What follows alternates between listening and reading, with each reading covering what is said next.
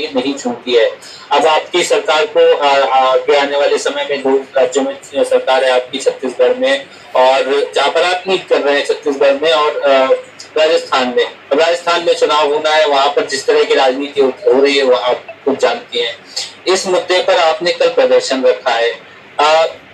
आपकी पार्टी के नेता राजू नायक ने ये कहा कि कल प्रदर्शन होगा लेकिन प्रदर्शन आगे भी जारी रखेंगे। क्या है प्लान महंगाई के मुद्दे पर सरकार को घेरने का? क्योंकि ऑब्वियसली विपक्ष का ये फर्ज बनता है कि आप इस जनता के मुद्दों को उठाएं और सरकार को मजबूर करें कि कुछ एक्शन लिया जाए। लेकिन सरकार अभी तक जो लगता है सरकार का एटीट्यूड वैसा ही है कि वो जिस हिसाब से काम कर रहे हैं वो अपने हिसाब से फैसले लेंगे। हालांकि सरकार ऐसा नहीं है कि हाथ पर हाथ धरे बैठी है। आज ही जो खाद्य मंत्रालय के अधिकारियों की बैठक है, तेल कंपनियों से जो खाद्य तेलों के दामों में जो कमी आई है उसको लेकर बैठक है। सरकार कोशिश कर रही है कि खाद्य तेलों के दाम घटाए जाएं। आरबीआई ने भी कहा है कि वो जो है फॉरेक्स रिजर्व जो है उसे डाइवर्सिफाई करेगी ताकि जो रुपया गिर रहा है उसे कंट्रोल में लाया जाए। तो ऐसा नहीं है कि सरकार हाथ पर हाथ धरी बैठी है, लेकिन आप और क्या प्रेशर डाल लेंगे ताकि सरकार जो है, जो महंगाई का मुद्दा अभी भी बहुत बड़ा मुद्दा है और आगे भी मुद्दा रहेगा, क्योंकि वैश्विक महंगाई आगे भी और बढ़ सकती है। देखिए, मुझे लगता है कि कांग्रेस पार्टी ने पहले भी इस पर, ऐसा नहीं है कि हमने आंदोलन नहीं किए, ऐसा नहीं है कि इस पर हमने आवाज नहीं उठाई। हमने तो जयपुर में जो महारैली बुलाई थी वो महंगाई के खिलाफ थी। हमने लगातार हमारे राज्यसभा में, लोकसभा में जो सांसद है उन्होंने भी खिलाफत करने का काम किया। तो ऐसा नहीं हम आवाज नहीं उठा रहे। और कल क्यों, जब तक ये महंगाई को बढ़ाते रहेंगे हम तब तक उसके खिलाफ आवाज उठाएंगे, तब तक प्रदर्शन करेंगे। हमारा तो सवाल ही ये है ना कि आज हम मोदी सरकार से उन्हीं की बात पूछ रहे हैं कि जब डीजल पेट्रोल मतलब 65 पहुंच जाता था तो आपको दिक्कत हो जाती थी, आप कहते थे ये तो देश के लिए बड़ी खतरनाक चीज है।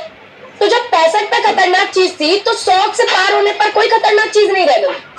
जब आप कहते थे सिलेंडर 450 में मिलता था तो स्मृति ईरानी कहती थी चूड़ियां भेज देंगी।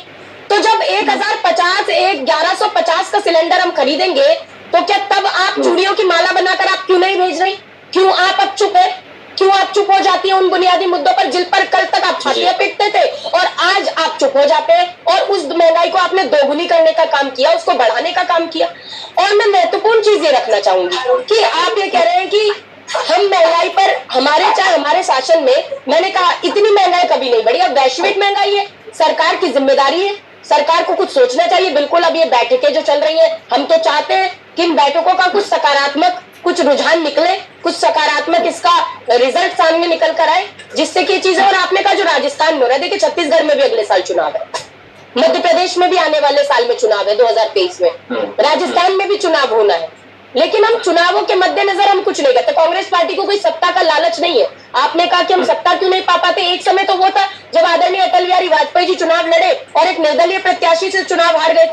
3 लोकसभा से लड़े और एक भी लोकसभा नहीं जीत पाए। भारतीय जनता पार्टी मात्र 2 सांसदों की पार्टी हुआ करती थी, लेकिन कांग्रेस पार्टी ने उस समय विपक्ष को कभी कमजोर नहीं समझा, विपक्ष की हर बात को समझा। देखिए, क्योंकि अगर आप 100% तो कभी वोटिंग होती नहीं है। संभवतः अगर आप इस जो वोटिंग हुई है उसको 100% मान ले तो भी जो कम प्रतिशत है वो सत्ता में बैठे हैं, ज्यादा प्रतिशत वाला पूरा विपक्ष है।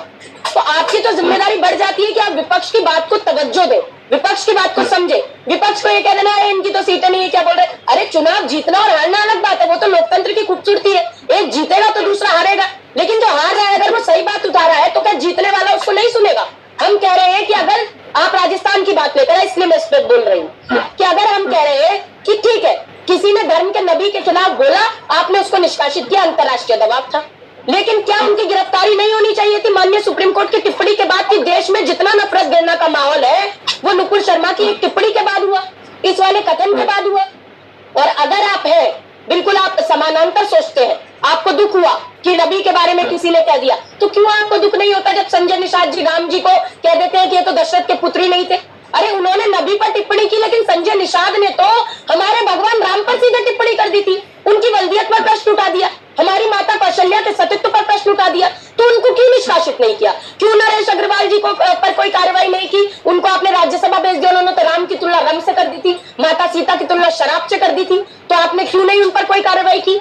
तो आपने क्यों अकबरुद्दीन ओवैसी जो भाजपा की बी टीम है, इसीलिए कहती हूँ बी टीम है, कि जब हमारी देवियों को, हिंदू देवियों को मनूस बता देते हैं, तो भाई क्यों आपने कोई कार्रवाई नहीं की?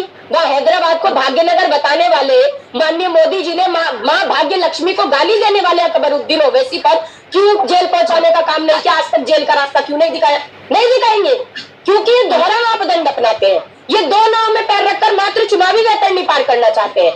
तो मैं यही कहूंगी कि जब चुनाव आएगा तब जाति और धर्म का मुद्दा भारतीय जनता पार्टी के द्वारा गरमाया जाएगा और जाति और धर्म को निशाना बनाकर चुनाव में केवल वोटों की राजनीति और वोट की कैसे रोटियां सेकनी है राजनीतिक, वो इन्हें बहुत अच्छे से आता है। लेकिन महंगाई पर, बेरोजगारी पर आपने देखा तिलमिला जाते हैं, बौखला जाते हैं, बस यही करना आता है। चलिए एक सवाल